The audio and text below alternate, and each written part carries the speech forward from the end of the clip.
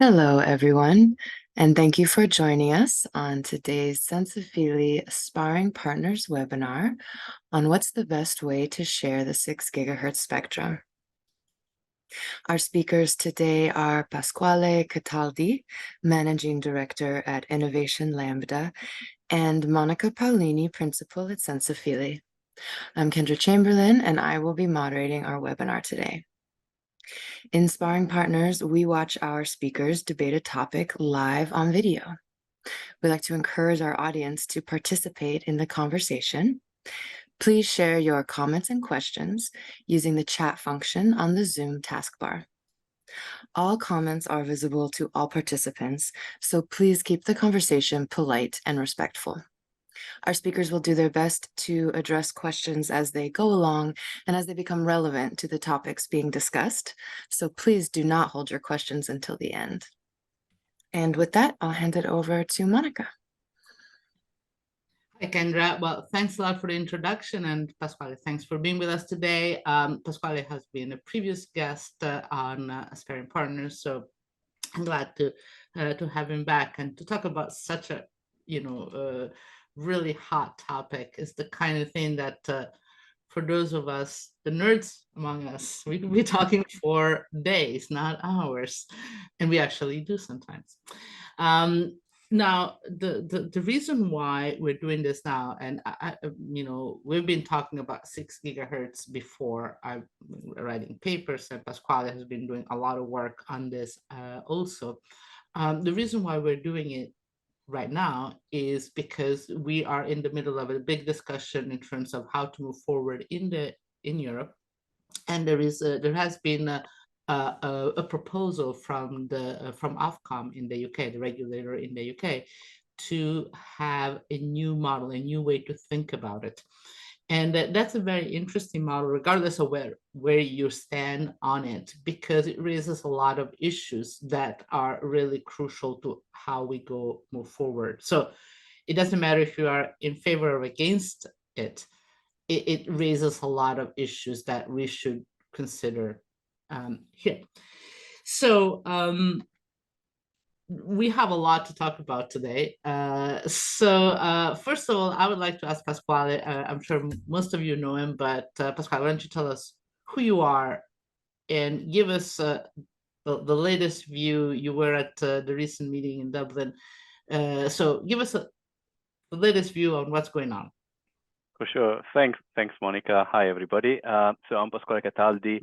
I've been here before, but for those of you that don't know me, I'm a consultant in wireless technology and regulatory matters, and that just to keep it very short. And I've been working on or like following and working on the 6 gigahertz band for some time now.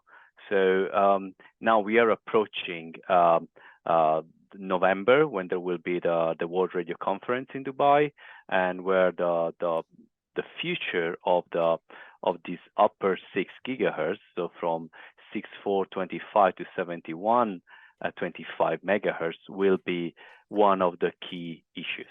There are others, but for today we will talk about this. Now, as the positions of all the sub-regional groups or regional groups are being defined ahead of November. Now, I think it is a good time to talk about what's happening in the upper 6 gigahertz, and in particular what Monica was talking about, which is the idea of whether IMT and Wi-Fi could share this band.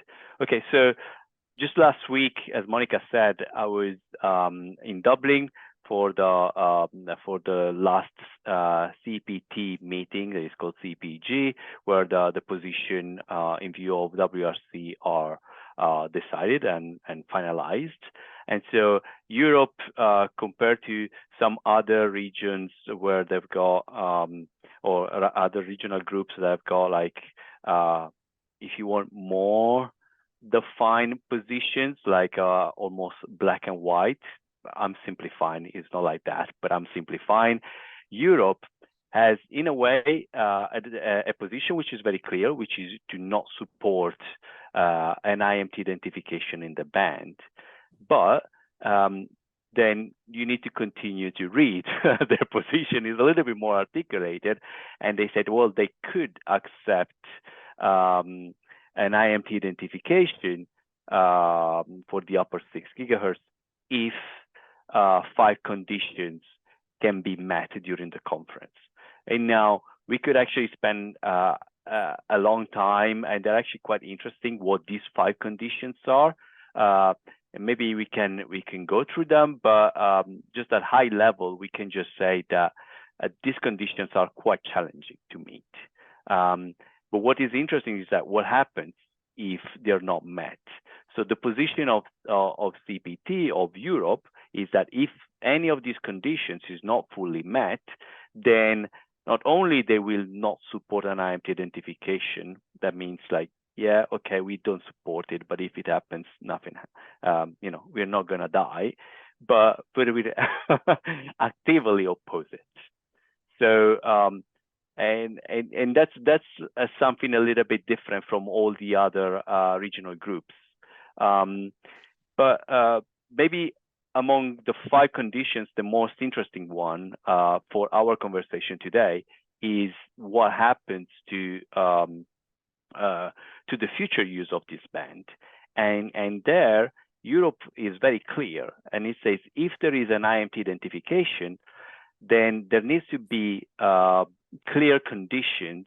We need to outline clearly that there needs to be opportunities also for other services other than IMT to use the band, and with reference to license examples like RLAN or Wi-Fi. And this is really the crux of the discussion, is what is the future best use of the band. And I will stop there just as a very introduction, but there is a lot to talk about that. Yes, and it's really, I think it's a really interesting issue that goes beyond 6 gigahertz. It's like, because it's about how do we see the future of connectivity, because it clearly is, it's a big band, but this is true for every time you consider licensed versus unlicensed. And the question is that where should we go? Because you can make an argument, I think, that for both camps, clearly there is an advantage to have IMT, clearly there is an advantage to have Wi-Fi. Spectrum is limited, we have to make a choice. What is the most efficient? So this is not, I mean, I think that, from the beginning, there is a value to have both. I mean, in the sense that clearly this band is valuable for everybody. And regardless of whichever way we go, we will find a use for it. So I think that there is the first thing is to say it's a good thing that we get it out, that we get access to it. It is not just incumbents, because currently is really underused as a band. That's a shame, so it's a good thing that no matter what, we open it. How we go about it, however, there is a lot of discussion, which is not sometimes there is a sort of a little bit of like, is Wi-Fi good? Is Wi-Fi bad? Or 5G better? And I think that that's really misses the point. The question is that what is more efficient? And actually, this is the Ofcom, in the Ofcom document is, what is the most efficient way to use spectrum that is going to maximize users' happiness? And that's not necessarily how much traffic even, or so there's a lot of considerations that go into how do you decide what is more efficient use of spectrum. It's not a trivial question. No. So no, regardless of when you stand on this is an interesting discussion, because it's not like it's not black and white. Now we have the very first question that I'm going to read, because this is kind of like sort of at the best, at the sort of at the basis. So Graham asks, does the claim IMT capacity requirements, which are likely to be on a base station by base station basis, justify the need to implement complex and costly hybrid spectrum sharing in the upper 6 gigahertz band, considering UK Ofcom has just announced today that it's making 26 gigahertz and 40 gigahertz millimeter wave bands available to address IMT capacity needs. Now, this is an excellent question, but before we get there, we need to talk a little bit about, what is that? What is the hybrid model? And there is an ongoing consultation. Actually, the consultation just closed, but we don't have the results, and I think it's going to be very interesting. We should have another sparring partners once we hear the results. But I would say that I would imagine that the hybrid model, because it tried to straddle between licensed and unlicensed, is going to get a lot of criticism from both ends, because both ends have less freedom, flexibility to use the spectrum. But maybe we should see what's special about it. And my view on that is that the Ofcom, as I said, it's really interesting, the paper and what the questions that they raise. I'm just not so sure that the level of complexity that the hybrid model introduces is warranted. In the sense that you're just going to make it so complicated that you try to protect yourself so much that you lower the opportunity for deployment of the band, at least in the short term. So maybe Pasquale, do you want to give us a little bit? No, what is it? Because most people might not even know what the hybrid model is. Yeah, exactly. Let me take a small step back and be a little bit like didascalic. The idea of the upper 6 gigahertz band is at the moment is let's say at the center of a debate where there are like the IMT proponents that they think that they need more spectrum, or that more spectrum is needed to address capacity. On the other side, you've got and that is actually the main thing about the WRC, is whether that band needs to be identified for IMT use, which we know that even though technically does not mean that it will be used for IMT, in practice is a very, very strong indicator that that band will be probably cleared of any other use and then licensed for IMT use. On the other side, we've got let's call them Wi-Fi proponent, even though it's not a great way to call them, but that actually say, well, actually that spectrum would be great if it could be added to the lower part of the 6 gigahertz band, which in Europe and in many other countries that total over 70% of the world GDP, then it can be added just for Wi-Fi use. So now there are 12 countries in the world, like starting from the US, but also South Korea, Canada, and others, Saudi Arabia and others, that actually have opened the entire 6 gigahertz for Wi-Fi. So there is a little bit of a debate. In Europe, what is clear is that both the regulators, maybe, okay, if we want to be a little bit cynical, they're not keen to decide right now to pick the winner, right? So they're trying to say, okay, well, if there is an IMT identification, we want an IMT identification, but that can allow also Ireland to use it. On the other side, we could actually explore a hybrid approach, like Ofcom started with a consultation, but also in Europe, they started this table to see whether both technologies can coexist. And coexist, it doesn't mean that Wi-Fi is, I don't know, in a part of a country and IMT in the others, because that's not real coexistence. What they're talking about is coexist the two technologies in the same location, in the same band.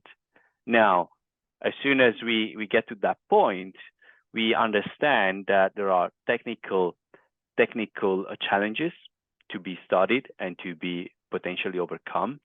But that to your point, Monica, we need to also be very aware of the other challenges, and in particular the market dynamics. So the technical challenges, we know that with infinite amount of resources and time, we can overcome any technical challenge. The problem is that the market is dynamic. Demand is now, and what do we need to do it? Is it a problem of today? When do we want to solve it? Do we want to solve it in the short term, in the medium term, in the long term?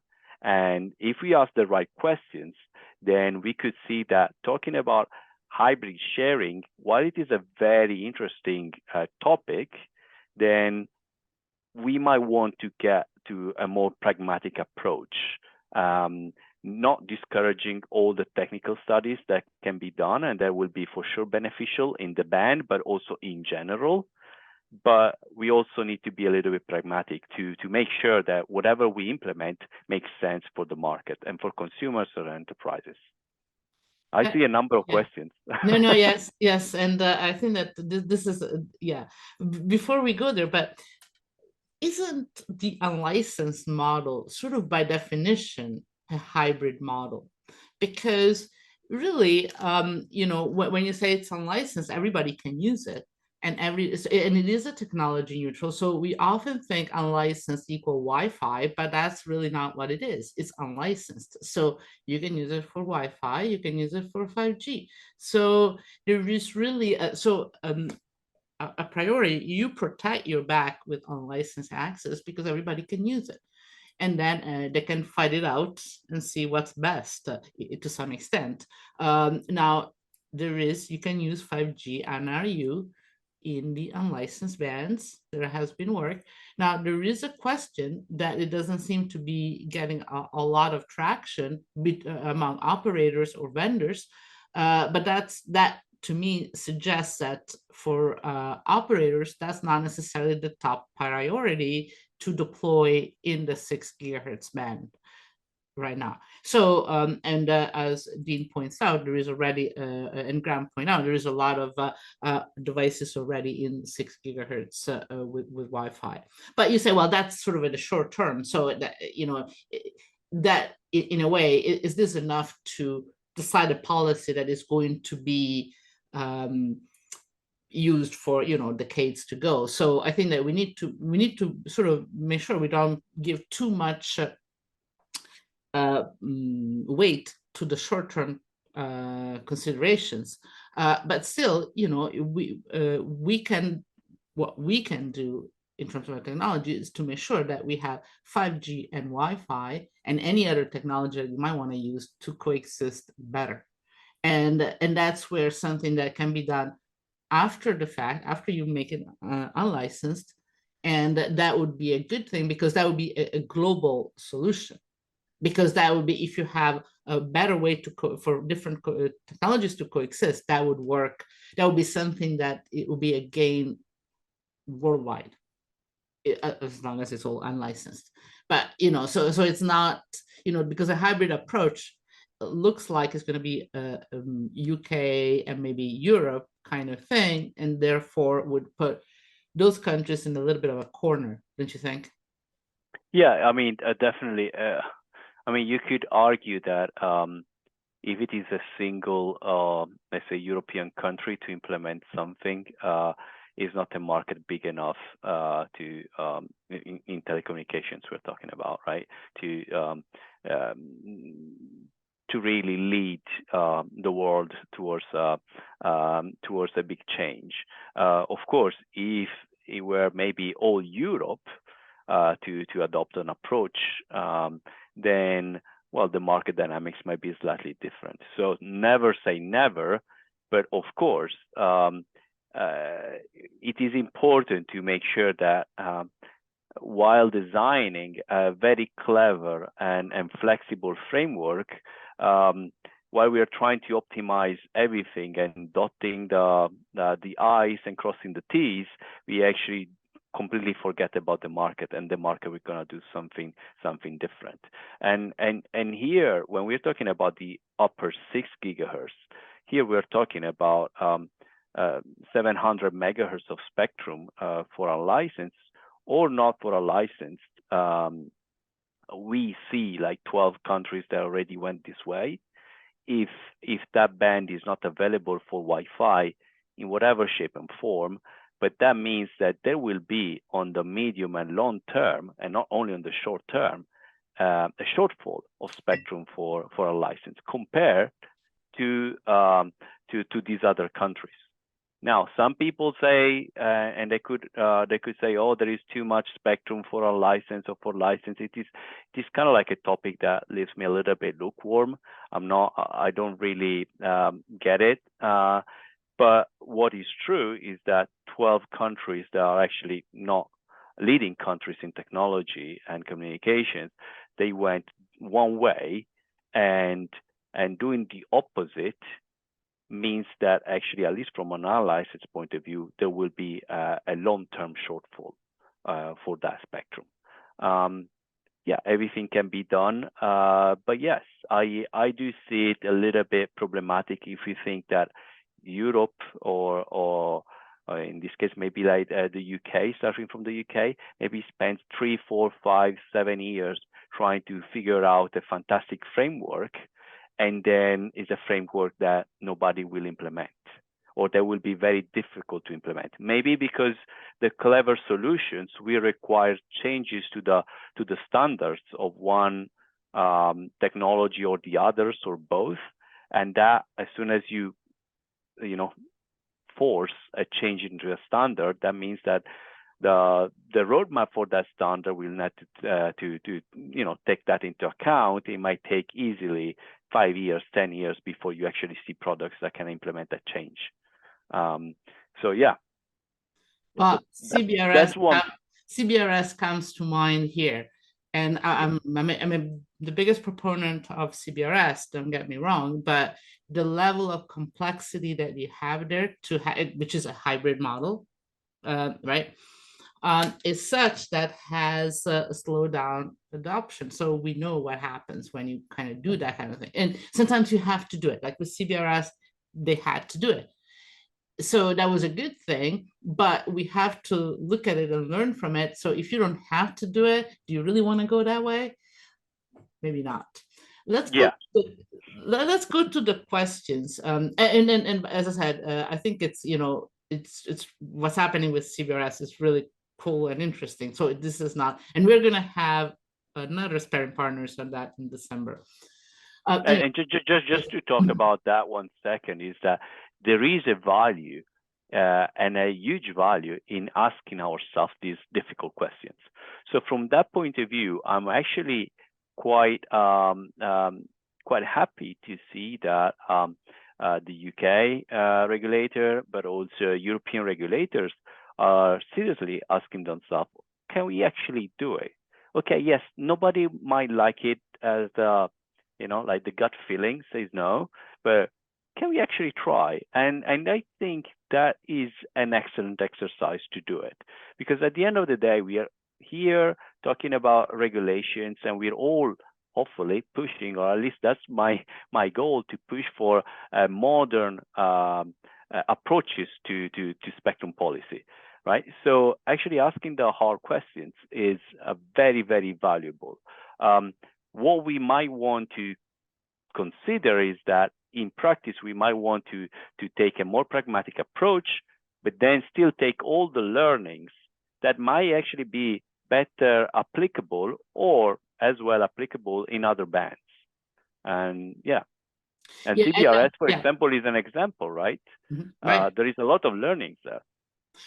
I have to say that I'm very skeptical about the hybrid approach, but I think that the paper that Ofcom published is the best paper on the topic, in a sense of really asking the nasty questions. I mean, the hard questions.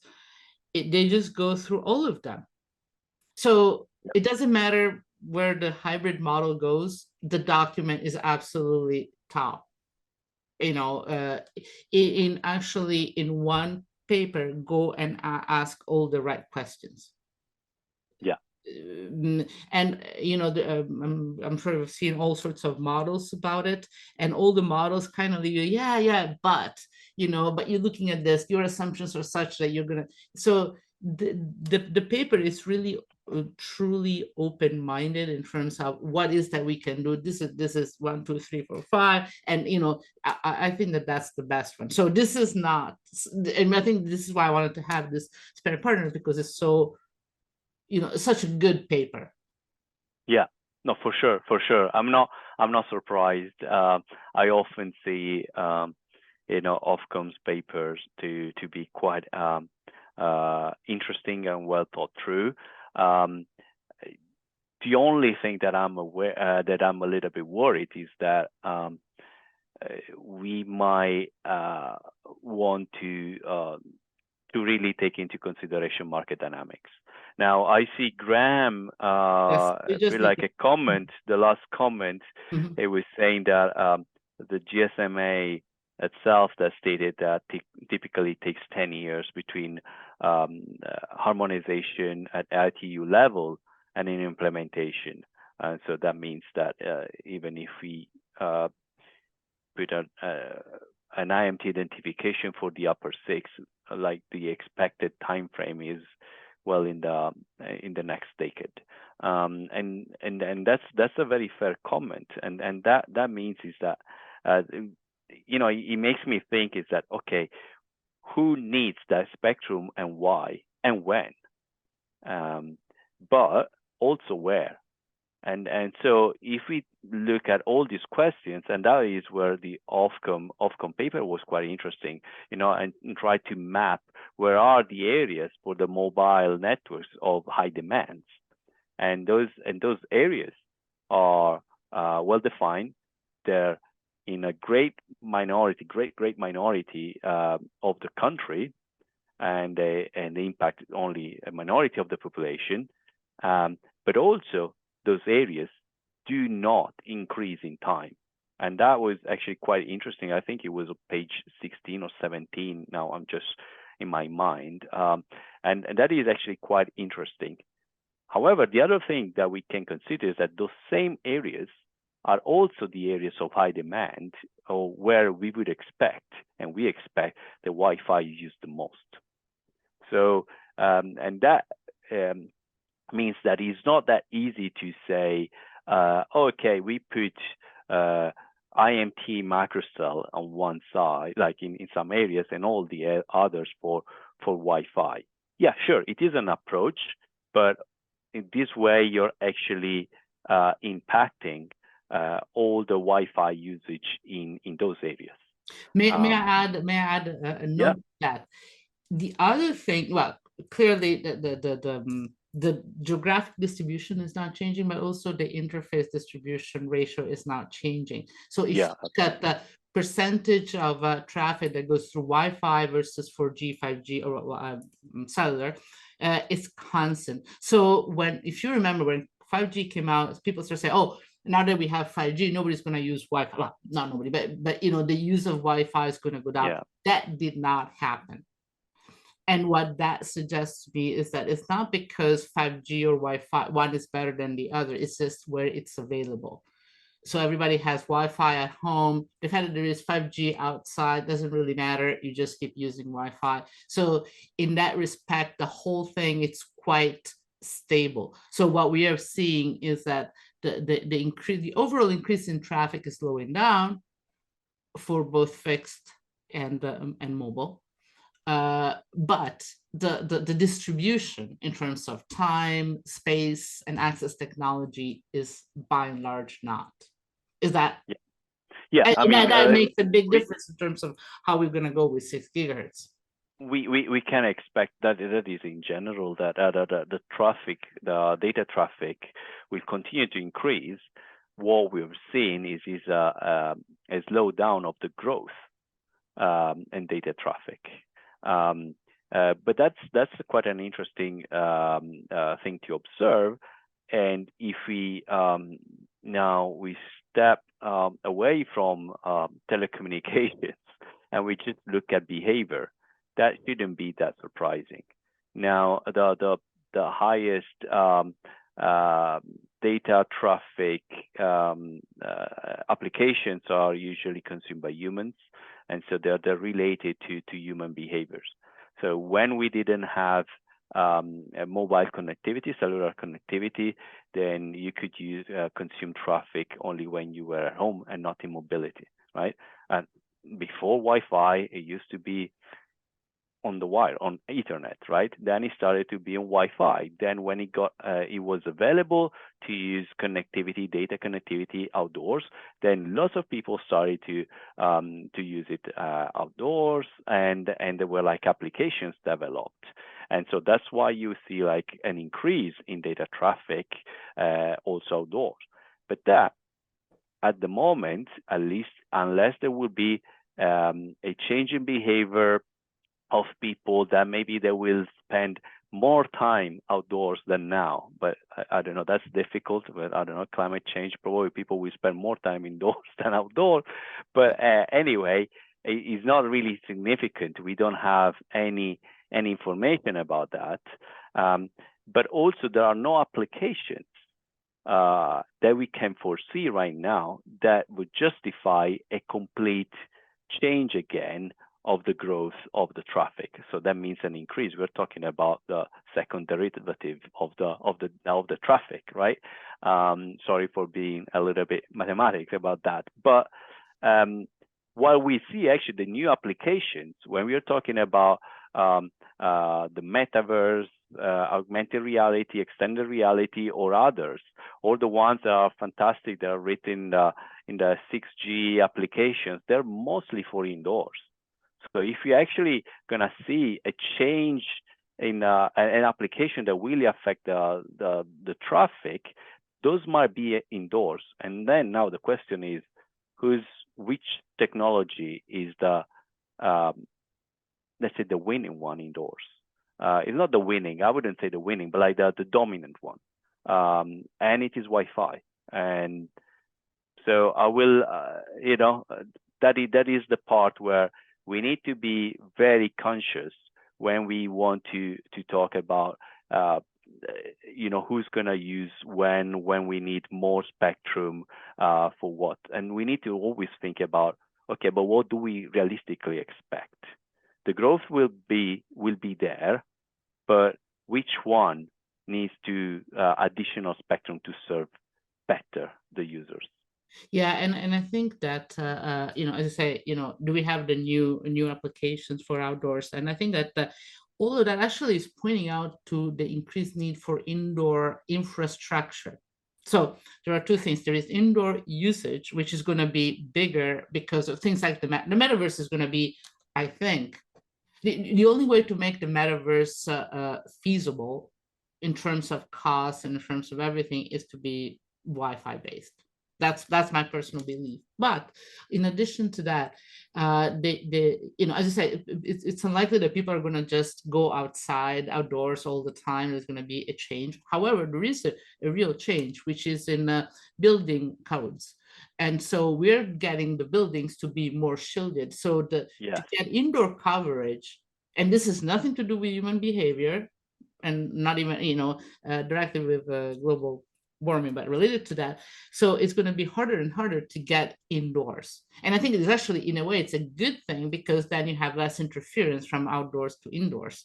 So even if you look at 6 gigahertz, you might be able to, the coexistence between indoor and outdoor might be simplified in the future, because getting indoor is going to be harder. So that's bad in a way. For the macro is bad, but for the indoor infrastructure is good. What that means is that we need more indoor infrastructure, and mobile operators are not in a position to build that. We know that so far they haven't, by and large, because it's just too expensive, and it's really not their business. I mean, it's so much more efficient that at home or in an enterprise, you have your own Wi-Fi network rather than having a mobile operator come in and put their own infrastructure. So I think that is something that is not our behavior, is that we need to think, if we look at forward, and going back to Dean and Graham's question about, this is going to take a long time. If we do it licensed, we need to think about the market now. Yes, I completely agree with it. But at the same time, that shouldn't be the only reason. We need to look at the long term. And if we look at the long term, there's even more of a reason to have it unlicensed because of this reason that we need to have more indoor infrastructure, and the indoor infrastructure is better served by the people that control the real estate. Now, we No, also, I mean yes, to the point about you could imagine that buildings, and here we're not talking really about where people live, but probably where they work. yes. There could be the connectivity can be addressed, through Wi-Fi or some neutral host or licensed spectrum or whatever. There are different ways. So the problem is that mobile operators might not be, but might. You can always change or add a different revenue stream in your business model. Might enter that space, and that space, indoor connectivity, is definitely the one where we would expect the highest increase in traffic. But also that is, if you want, an untapped opportunity for more players to be there. Then whether you want to use licensed or unlicensed, well, that's different. It depends what you need to do. But yes, let me just take Paolo's question very quickly, and then we yeah. move to Dean's question. So Paolo is asking, as an academic researcher working on the spectrum coexistence topic and radio frequency interference analysis, I'd like to know your opinion on what academic research can and should focus on to address the need you're mentioning to be more practical. I wanted to mention Monisha Gosh is doing a lot of work at Notre Dame, for instance, on this, and they have been looking at the interference between in the 6 gigahertz band between Wi-Fi and the fixed links. And I think that those are the kind of things that is really important for academia to do, because academic research is independent of both the Wi-Fi camp and the operator camp. And that's where I think it's useful to see, I've sat into a lot of LAA versus Wi-Fi kind of demos from vendors. And I think that that's where I think the academic research could be. But let's move to Dean's question. Can I just add one thing to Paolo? I think there are a number of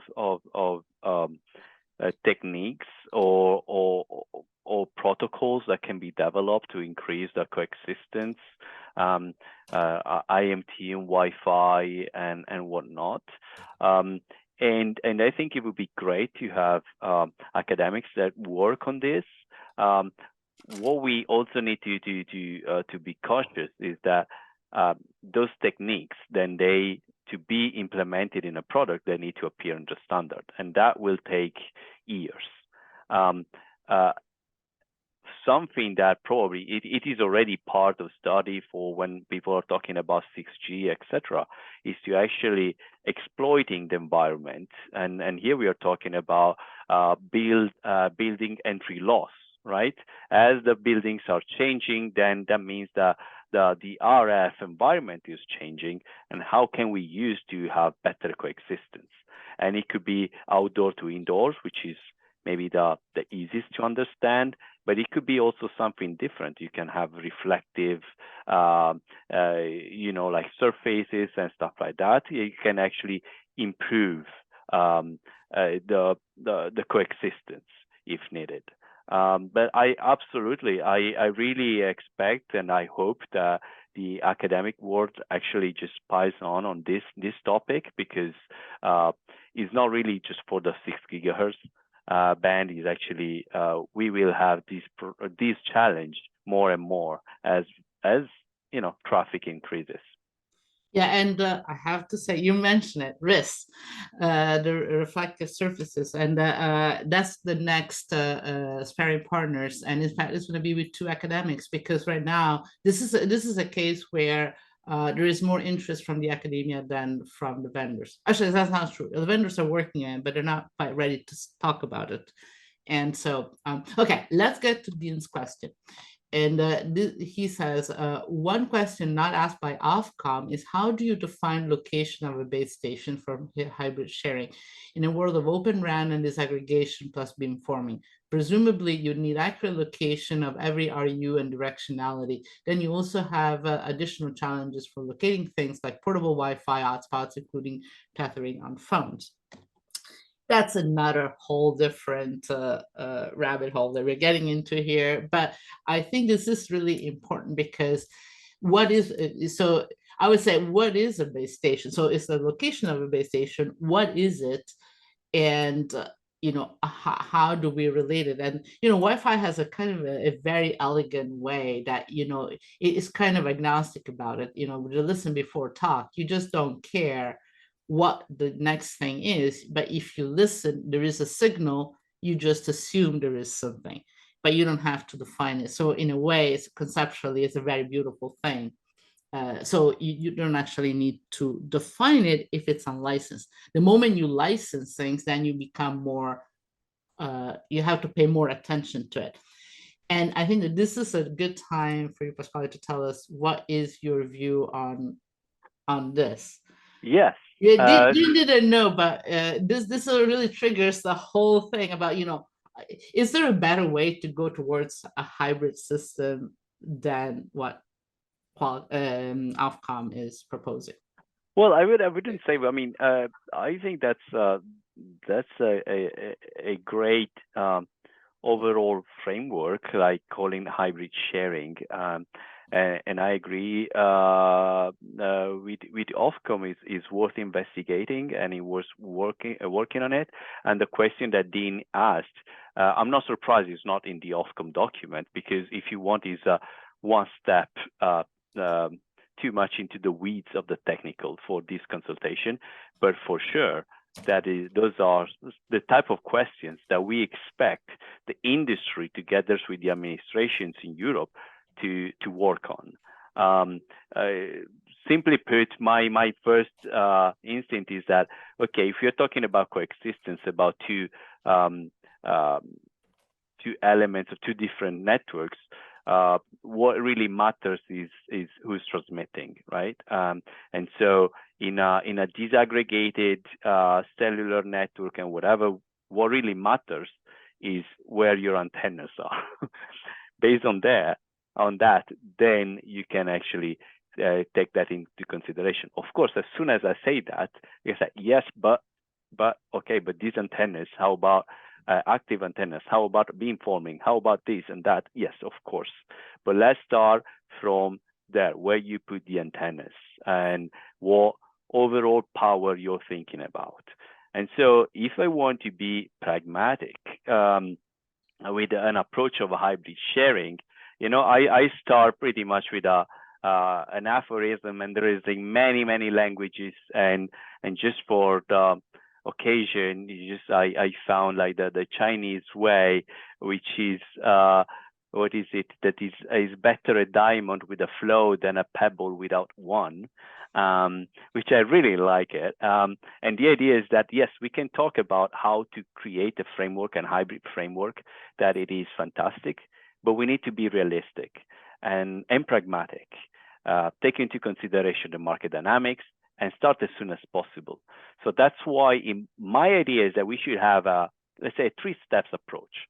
Of course, some people might not like it, but reality is that Wi-Fi at the moment is the only technology that can, at scale, provide connectivity in the upper 6, simply because it does it already in the lower 6. Simply because there is enough markets open that actually have the entire 6 gigahertz band open. So for me, it makes sense that the UK and Europe, they start by opening the band to Wi-Fi with the same conditions that they're using for the lower 6. So that is like the baseline, first step. Then the second step is then to once there are some adequate coordination mechanism for 5G and Wi-Fi to coexist in the upper 6, then we can allow the use of some 5G deployment in the areas where they're needed on a base-to-base, a base station by base station basis. So having like licenses, like think about like how it is right now, the 3.8 4.2 framework in the UK. So there's a local license. You can get like a license for a base station or for a small area, and then this way, then it would be very manual, probably at the beginning, the same way it was the shared access license, or it is the shared access license in the UK, where it will be the role of the regulator to try to assess, okay, what is the impact of and the benefit of having this license in this particular area. Because of course, as soon as you put a license and there will be a transmission, one way or another, it will also impact the Wi-Fi terminals that are there, right? But that could be something. It could be automatic. It could be a manual approach. But you can start easy this way, right? And then in time, you're going to have more sophisticated way, maybe automated ways. You might have changes to the standards that might make it easier, or having some in the upper six, the IMT network works somehow in a listen before talking, like similar to 5G NRU, or it could be changed in the power of the pilots. This way you can avoid the hidden terminal problem, or other. There could be many others, and I'm sure there will be many, database driven or something else. But that would be a step 3. To me, that is like the optimization. But let's get something working. So for me, the important thing is start with Wi-Fi at the beginning. Second, local licenses where it is needed. Probably the easiest way is just at the power good enough for IMT to provide the capacity and the coverage needed, but without having to blast or to have very, very big macro cells. And then try to optimize the process of applying for these licenses, the process or the coexistence conditions, the technical aspects and everything. But in the meantime, you're also taking a look at what happens to the market. So you don't race to design something that is very complex and then the market just doesn't accept it. Yes, and I like your approach, because this way, I guess it's a different way to protect yourself, in the sense of leaving the options open, but instead of front loading it, you look at it. Is there a need? We'll resolve the problem when there is a need, rather than solving the problem before we have a need. Indeed. So that makes perfect sense. However, it's also true that because we have all the fixed length incumbents, there is other users.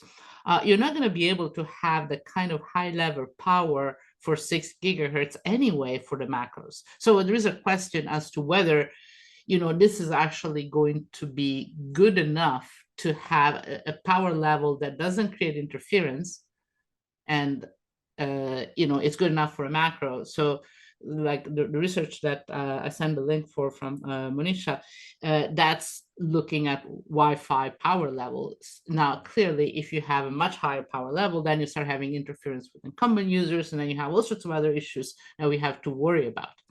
My personal gut feeling is that, yes, let's go ahead and, whenever there is a problem, we'll find it. And I think that the coexistence is just something that is really important, not just for the 6 gigahertz band, but in general, because we want to have a better way to have multiple technologies to coexist, which is technology neutral. And that's going to be increasingly an issue for everything, especially as we move up on the frequency.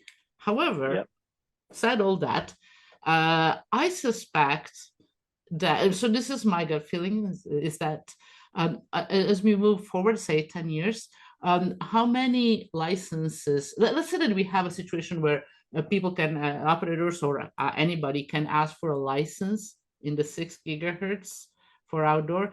I just suspect it is not going to be all that much of demand. Yes, there's going to be some places where there is, but we saw already that it's going to be just maybe 1% of the area of a country where you might have a need for an outdoor 6 gigahertz, and how much of it cannot be addressed in any other way. Because let's say like the BT, we're arguing that densification is much more expensive, so it's better to have 6 gigahertz. But what do you do with 6 gigahertz? You densify, so the cost is there. You might as well use another band for which you already have gear that it's easier to integrate in your network. So my gut feeling is that when we get to a situation where you do need to densify, 6 gigahertz is not the only option. And it's not ideal because there are old incumbents, because there's Wi-Fi to some extent. So my suspicion is that, and in fact, that's the blog that I wrote, is that for a mobile operator, there actually is no real much of an advantage to get another band to deploy. It's going to cost to deploy, where if there is Wi-Fi, they can get to offload all their traffic, a lot of the macro traffic to Wi-Fi, and that's free. So it's a way for mobile operator to have an unlicensed Wi-Fi, can be a way for mobile operators to increase the offload. Basically, the free a lot of the traffic that instead of having to pay to transport, they have it for free. So I think that even for mobile operators, it's better to have unlicensed. But I guess that I'm not going to convince that's an mobile interesting. operators about that. That's an interesting view. So essentially, you're saying, well, mobile operators that are struggling with ever increasing ARPU or challenging ARPU already with struggle. There is no real correlation between like the opening a new band and increasing the ARPU. In this case, there could be actually a benefit in giving the band to Wi-Fi, so that they can and I have to caveat that I really hate the term offload, but they could offload the traffic to license exempt, maintaining like the subscribers happy. So that means that while the traffic increases from the fixed networks, they're gonna see less of an increase, and that actually is not gonna impact, or maybe might be beneficial for mobile operators, because it's not gonna increase their costs. Yeah, absolutely, and so that, which is what it's already happening, right? I mean, so this is from my blog. So if you think about, if you imagine that it's okay, 2.4 and 5 gigahertz becomes licensed tomorrow, okay, and mobile operators can do whatever they want with it. They would have to pay for it. They couldn't afford it. I mean, they couldn't afford it because we would not be willing to pay any more that we pay already for our mobile bills. The ARPU is not going to increase, so there is just so much, and that's the sort of the beauty of Wi-Fi and cellular together, is that they actually they kind of help each other. Yeah, for sure. You just need both, otherwise we would not be going anywhere. So it's the combination of the two that it's powerful. So from a regulatory point of view, I think that we should really think about it that way. It's like, what is the best way to mix the two to provide the best connectivity? It's not pro Wi-Fi or pro cellular, it's what's the best way to get them together.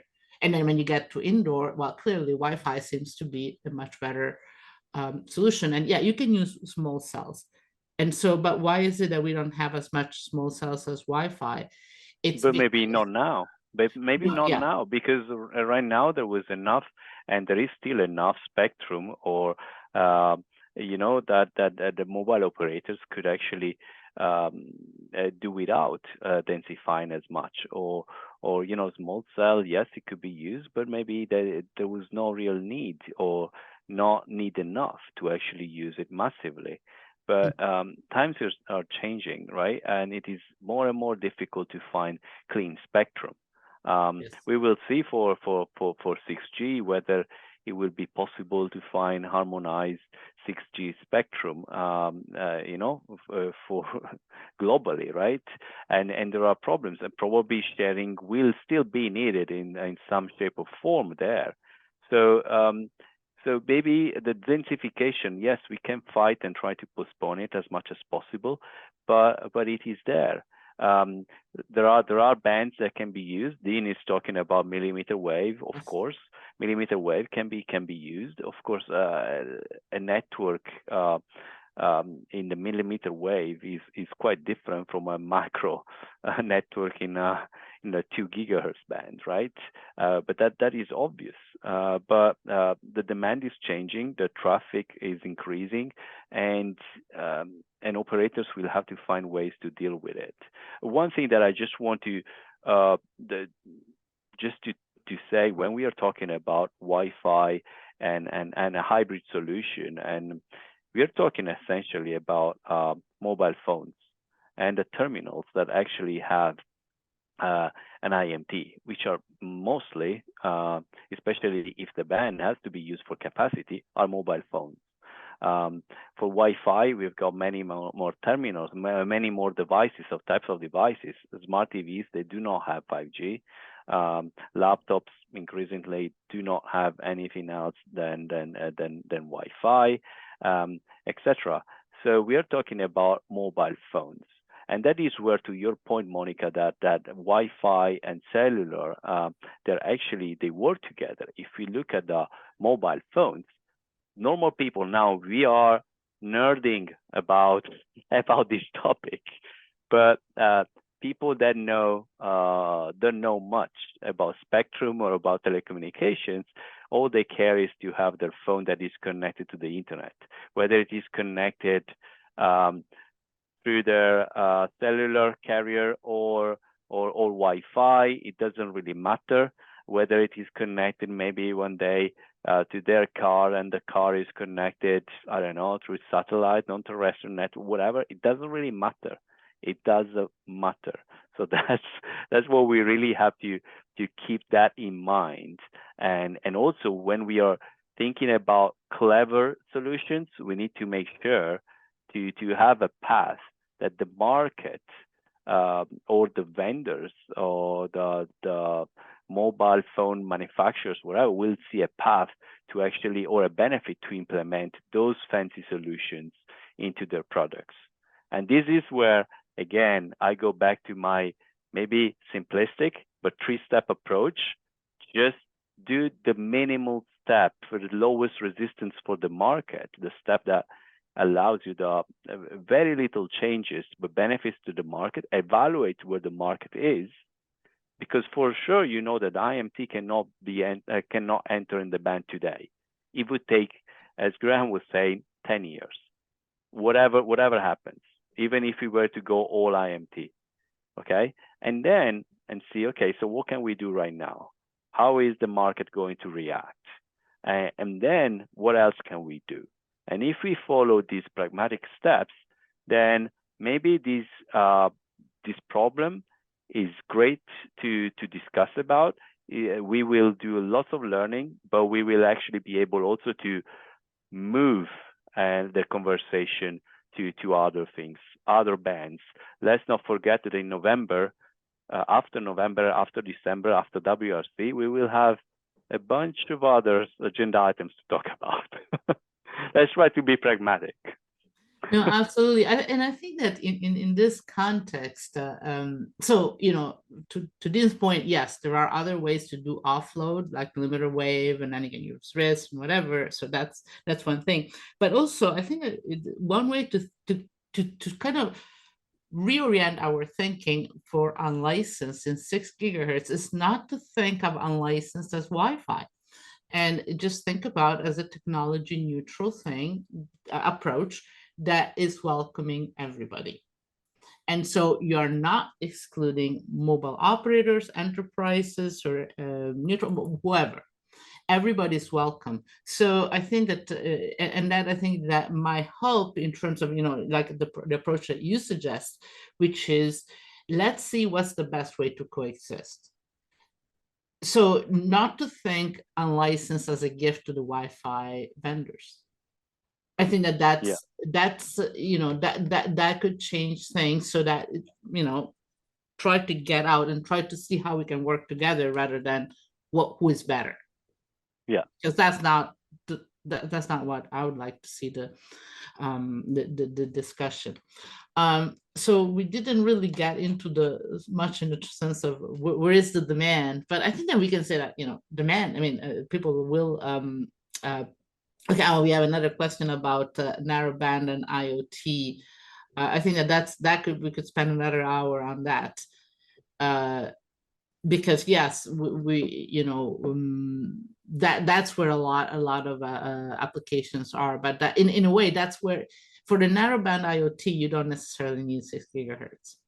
No, I agree. Then we will see maybe, but you can probably, if you're doing narrowband applications, you probably if you want to do it in in unlicensed band for that are used by Wi-Fi, then you 2.4 if you really want 5 gigahertz, but 2.4. Yeah, well, you that's don't the need thing. to go for the other 6 end, gigahertz band. Yeah. You're doing the other end, not okay. On that note, we have to close, but maybe we'll have another Sparring Partners on this once we hear back from Ofcom. Pasquale, thank you so much, and Thank you. I'll hand it over to Kendra. Okay, great. Thank you to our speakers for that wonderful conversation, and thank you to our audience members for those great comments and questions. This will conclude our webinar for today. A recorded version will be available at sensiphilly.com in the coming days. And we have an upcoming Sparring Partners on October 19th, getting RIS off the ground with AI and machine learning. Registration for that will be available on sensiphilly.com as well. Thanks again, and we look forward to seeing you at future events.